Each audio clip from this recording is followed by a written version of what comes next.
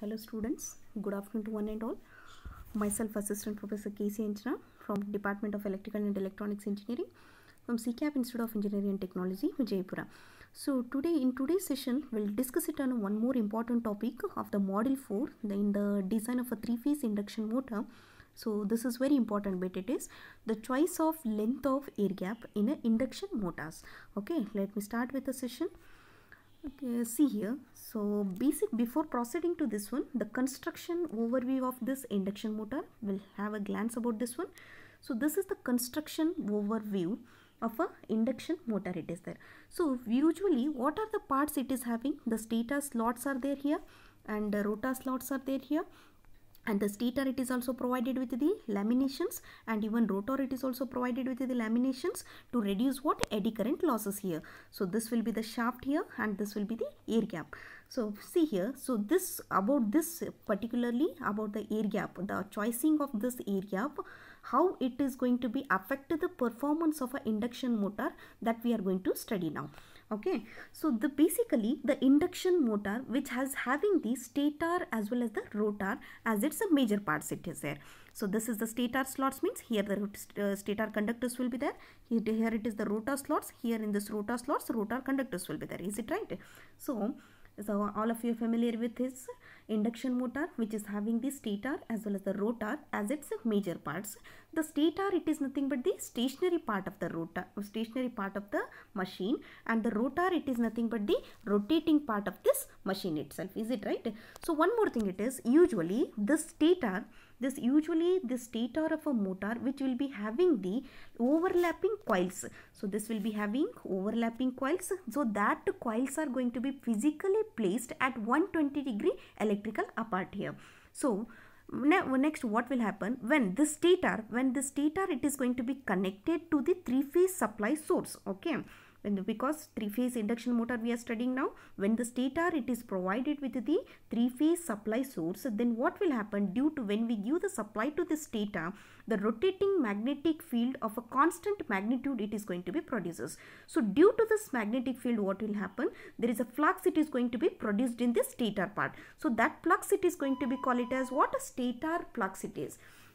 So whatever this flux which is produced in this stator part, which is going to be travels through this air gap. There is a small gap between, so there is a small gap between this is the rotor and this will be the stator. Between this stator as well as the rotor, there is a small gap it is there. That is going to be called it as a air gap it is. So between the stator and the rotor, there is a air gap which is nothing but it is very critical part it is. So this air gap will affect the various performance parameters of induction motors. So which are those performance parameters? The first thing, it is like a magnetizing current, it is their power factor, that is overloading capacity of the machines, cooling, noise. So these are the parameters are going to be very largely affected by this length of this air gap.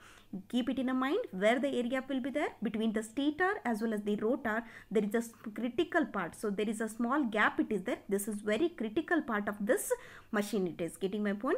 So this length or the choosing of this air gap, it will affect the various performance parameters. So what are those parameters? The magnetizing current, power factor, overloading capacity, cooling, noise. Okay. So how it will affect, we'll see that later. So whatever the flux it is going to be produced in the stator flux, it is going to be travels through this air gap, then it reaches to it, then it gets linked to this rotor conductors. Is it right? So then what will happen? So usually the rotor it is going to be completely short circuited. It is not an open circuited path. It is completely what? It is a short circuited path here. So how it is going to be short circuited? Through the end rings, or it is connected to the external resistance will be there. Getting my point? So the linking flux which is travels through the air gap, then it gets linked to this rotor part it is. So due to this stator flux, what will happen? There is a EMF it is going to be gets induced in this rotor circuit. Due to this EMF induced, the current starts flowing in this short circuit or the rotor winding here. So then what will happen? There is an interaction process it is going to be takes place between the rotor current as well as this main flux, nothing but the stator flux. There is an interaction, it is going to be takes place between the rotor current and the main flux. Then what will happen? If there is an interaction, due to this interaction, that will produce a torque itself. So due to this torque, the motor, it is going to be starts rotating. Getting my point? So this is the constructional overview of this induction motor. And one more thing, it is what I told here in today's session, we are discussing it on the choice of a length of this air gap. With the air gap, wherever the air gap will be there between the stator as well as the rotor part, a very critical part it is there. Usually it affects the various performance parameters. So which are those performance parameters gets affected? We'll see in this. We'll see in the next slide. Okay. Okay, let me start with this here. So the choice of this length, choosing of this length of air gap.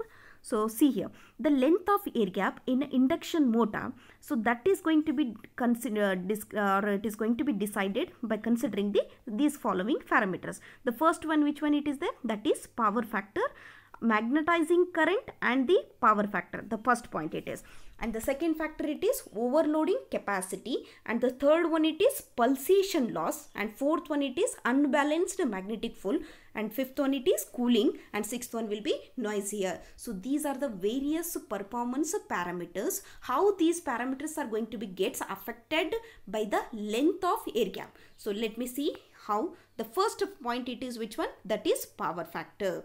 So all of you familiar with what is the formula for power? It is the power will be equal to V into I into cos pi here. So this pi, it is nothing but the phase angle between this voltage as well as the current here. So this cos pi, it is nothing but the power factor. So from this equation I can write it as a cos pi will be equal to P divided by VI. Is it right? Okay, let me start with how the power factor it is going to be gets affected by this length of a air gap here. See here, the first thing it is the MMF required. See here, the MMF required to send the flux through the air gap. So MMF means what? MMF, it is nothing but the magnetomotive force it is. Is it right? So the magnetomotive force or the magnetic potential which will be responsible for establishing a magnetic flux in a magnetic circuit. Getting my point? So this MMF will be responsible to send the flux through the air gap. So that will be proportional to what? That will be proportional to the product of flux density as well as the length of air gap. So that is the reason I had written it as a MMF will be equal to Bg into Lg. Bg, it is nothing but B stands for what? Flux density. G stands for in the air gap. The flux density in the air gap into the length of air gap it is. Getting my point? G stands for gap it is. So this MMF, it is nothing but what? What I told here, MMF, it is nothing but the magnetomotive force or the magnetic potential. So this force will be responsible for establishing the magnetic flux in a magnetic circuit it is. Getting my point? So this MMF will be directly proportional to what? Flux density as well as the length of a air gap here. Or else one more formula it is there for MMF. So that MMF will be equal to the ampere turns also. Is it right? So see here. Suppose if the length of the air gap it is going to be increases, then what will happen? What about the MMF? That because directly proportionality it is there. If the length of air gap it is going to be increases, then MMF also it is going to be increases. The magnetizing MMF also increases. If the magnetizing MMF increases, one more formula what I told here, MMF will be equal to ampere turns. Ampere, it is nothing but the magnetizing current. So once the MMF it is increases means obviously the greater magnetizing current produces. Is it right? So therefore if it is increased current it is there, then what will happen? The phase angle between this applied voltage as well as the current, it is also going to be increases, right? So then what will happen? So this product, if it is going to be, if the current it is going to be increases means what will happen? The power factor it is obviously it is reduces because inversely proportionality it is there. So that is the reason the length of the air gap should be, that is the reason the length of the air gap should be small here. So that is the reason we can achieve the good power factors. Okay, the first point it is clear. So this is the first point. So second one, which one it is there? Second parameter it is the performance parameters, that is overloading capacity of a machine. So the overloading capacity in the sense that it will be the ratio of maximum output to the rated output. So this rated output will be, we will be knowing. So from this maximum output, from where we will get this one? The maximum output we will get from the drawing the circle diagram of a induction machines itself. So this circle diagram, so everyone, I hope everyone will be clear with this what is exactly circle diagram and all those things. So from where we'll get this maximum output? The maximum output we'll get it from the circle diagram. So circle diagram will give the maximum output here. So see here, so how we will calculate this maximum output from the circle diagram means, let me consider the diameter of a circle diagram. So the diameter of a circle diagram will be given by a equation, that is Vs divided by Xs here. So Xs, it is nothing but the reactance of a motor. It is the stator reactance of the motor, and Vs, it is nothing but the voltage it is it right? So length of this air gap usually affect the leakage reactance. How it is going to be affects means, what I told here, there will be a two parts. Stator it is there, rotor it is there. Once when we give the supply to the stator, due to the rotating magnetic field, the stator flux it is going to be produces. This stator flux, it is going to be travels through the air gap, then it links to the rotor itself. Is it right? Through the air gap only it is going to be links here. So then what will happen? Due the length of the air gap, the gap between the stator as well as the rotor, it will affect the leakage reactance also. So as what I told here, so whatever the flux which is traveling from stator to the rotor, there is some amount of the flux it is going to be gets leaked in the air gap it is. Why it is going to be leaked means, air in the sense that what? It is a dielectric media, nothing but insulating media. Is it right? So there is no conduction of the flux through this air gap. So smaller amount of the flux it is going to be gets leaked. Then what will happen? It will contribute to the leakage flux, will give the leakage reactance. Is it right? So length of the air gap which will affect the leakage reactance. Getting my point? Suppose if the length of the air gap it is large, then what will happen? The leakage flux it is going to be reduces. If the length between stator and the rotor, if it is large, then leakage flux will be gets reduced. If the leakage flux reduces means what will happen? The leakage reactance also it decreases. Is it right? Suppose see here. So what I told here, Xs it is nothing but the reactance, nothing but leakage reactance. If it is reduces, then what will happen? Diameter it is going to be increases. The diameter of the circle diagram, if it is going to be increases, means diameter it is nothing but the area. It will give the particular area. Then obviously the diameter is more means the overload capacity also it is going to be increases. That is the reason if the large LG should be large enough here. So in this case, okay. So third point it is there. Third one, which one it is there? That is pulsation loss. So tooth pulsation loss. So what is the meaning of this tooth pulsation loss? Which this kind of a loss which usually produced due to the variation in reluctance of the air gap. So one thing I want to clear here, through the air gap, air it is nothing but a dielectric media. Whatever the stator flux, it is gets linked to the rotor. So through this air gap only it should get links, right? But this air gap, air it is nothing but a dielectric, nothing but the length of this air gap will increases the reluctance. Reluctance it is nothing but what? Reluctance it is nothing but the resistance. It's like a resistance in a electric circuit itself. So getting my point? Reluctance it is nothing but the opposition for the flux flow it is. Getting my point?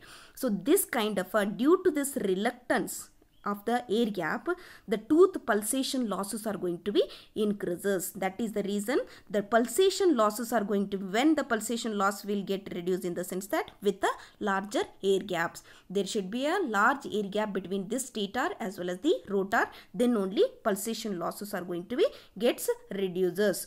Due to what loss? Due to what reason the losses are going to be increases? Due to the variation in a reluctance. Reluctance means what? Reluctance it is nothing but the opposition for the flux flow.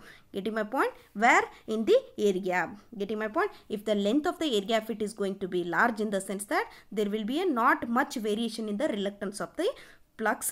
Reluctance of the machine, then what will happen? The pulsation losses are going to be decreases. Getting my point? So next one it is fourth one, that is unbalanced magnetic field here. So there are two cases we'll consider here. So first thing it is, if the length of the air gap it is small, the gap will be between stator as well as the rotor, that is going to be called it as a air gap. Suppose if the length of the air gap is small, then what will happen? There is due to the smaller air gap between the stator as well as the rotor, there is a small deflection of the shaft. through this shaft only stator as well as the rotor. So as we see the construction diagram, middle section shaft will be there, after that rotor, after that stator will be there. Is it right? When there is a smaller spacing between the stator as well as the rotor, means this smaller spacing, even small deflection of the shaft, it produces the large irregularity in the length of a air gap. So it will deflect the shaft position. So once the shaft position it is going to be gets deflected, means it will produce a larger irregularity in the length of a air gap. Is it right? There is no uniformity in the air gap between the stator as well as the rotor. What reason? Due to the small deflection occurs in the shaft here. So when it is going to be happen, if the length of the air gap it is small. Suppose if the length of the air gap is large, then what will happen? If it is large, means there will be a small irregularity in the shaft that would not produce any noticeable unbalanced magnetic field here. Getting my point? So that is the reason the length of the air gap should be large enough between the stator as well as the rotor. So these are the parameters. These are the performance parameters we need to consider before choosing the length of a air gap between the stator as well as the rotor. And two more factors which are remaining. That is, one more, it is cooling is there. So cooling, and one more, noise here. Okay, let me proceed here. So fifth performance parameter is cooling. Getting? So the cooling means what? Suppose if the length of the air gap, if it is large between stator as well as the rotor, then what will happen? The cylindrical surface of the rotor and stator, or it is going to be separated by a large distance. Obviously, right? If the length between the stator as well as the rotor, if it is a wider enough, means that would require a better facility for cooling also. It is going to be done in a very effective manner. The facilities will be very good enough here. This would require some better facilities for a cooling at the air gap surface. So we can fix fan at the space between the rotor as well as the stator.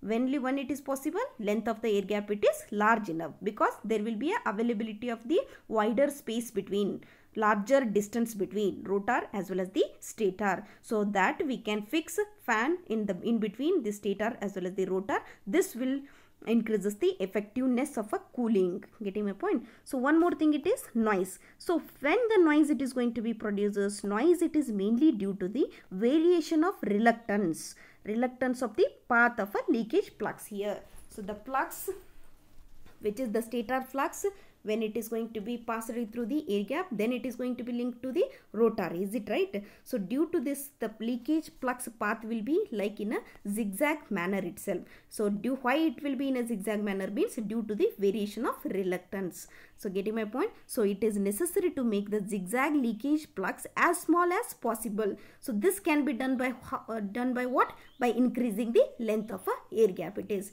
because the random, nothing but leakage flux path will be in a zigzag manner. So that is mainly due to the variation of a reluctance. When the reluctance it is going to be varied, then the huge amount of the noise it is going to be produced between the stator as well as the rotor it is. So that is the reason what we have to do. It is very much necessary to make the zigzag leakage flux path as small as possible. How it can be made possible? By increasing this length of a air gap it is. Getting my point? So these are the various parameters, performance parameters, which usually affect the motor performance here. So that is the reason we have to choose it very carefully. So getting my point? And one more, there is a very important empirical formulas are there, very important relations. So see here, the first thing it is for a small induction motors in the sense that below 5 HP motors or anything it is. So small rating of the machine, if it is a small, means the length of the air gap, it can be calculated using this equation. So what is that? The 0.2 plus 2 into root of D into L. So D and L are nothing but what? The main dimensions of the induction machine. One, it is the diameter of the stator bore, and L it is nothing but the armature core length it is. Getting my point? So this length of the air gap will be calculated using this equation only when it is in case of a small induction motors. Or we can also use this alternate formula. One more it is, that is 0.125 plus 0.35 D plus L plus 0.015 into VA. VA it is nothing but the peripheral speed. Peripheral speed means around the circumference of the speed what I told in the previous session also. Getting my point? This, for a normal design of an induction motors, this VA should be maintained 30 meter per second it is. For a special construction, it will be around 75 meter per second, and in case of for a normal construction of the induction motor, it will be 60 meter per second. Keep it in mind. In the normal designs, the peripheral speed, VA, it is nothing but the peripheral speed. It will be in the design, we should maintain that speed as up to 30 meter per second in the normal case. Suppose the construction of the rotor, it is very special. Then very rotor special construction means whether it is a squirrel cage induction rotor or it is the slip ring rotor, it is there. So in that case, this peripheral speed will be 75 meter per second it is. So next thing, it is one more formula.